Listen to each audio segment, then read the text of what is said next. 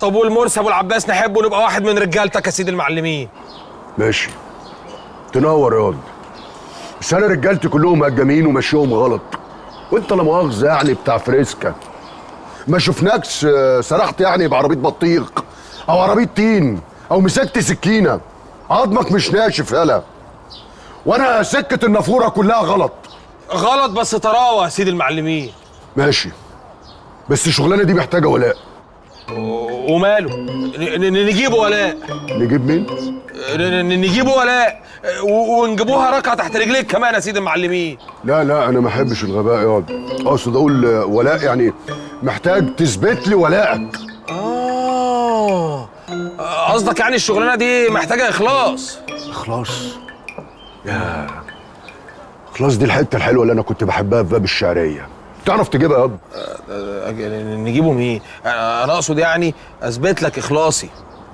نبيه. نجيبه نبيه وماله؟ نجيبه نبيه ونجيبه لك كمان راكع تحت رجليك يا سيدي المعلمين. لا انا بقول لك احنا عايزين نلم الليله دي برمتها نخلص بقى.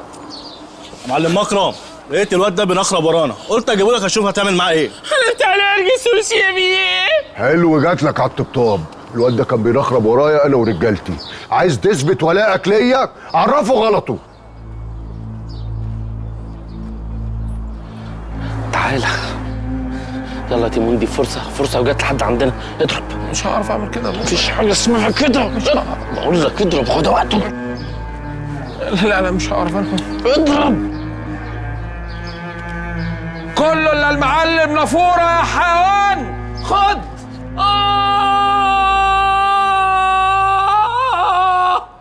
استغفر الله العظيم، ما كناش نحب ونفتكره يا سيدي المعلمين. وانت كده عرفته غلطه؟ حاصل. طب نحطه في النوت كورنر ونعمل له استدعاء ولي امر. رامبو، قلنا يا سيد الناس. حطه على الشماعه. استنى يا رامبو، استنى. الذبيحه دي تخص عجم. بعد اذنك يا سيدي المعلمين.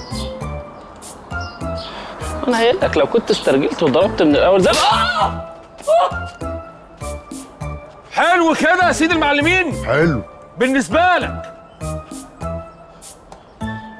يلا بلاش غباوه في. حلو كده يا سيدي المعلمين. حلو بالنسبه لك. ما تتغباش، ما تتغباش يا غبي، ما تتغباش. حلو كده يا سيدي المعلمين. حلو بالنسبه لك. حلو كده يا سيدي المعلمين. حلو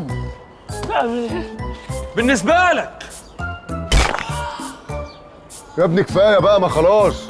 حلو كده يا سيدي المعلمين. حلو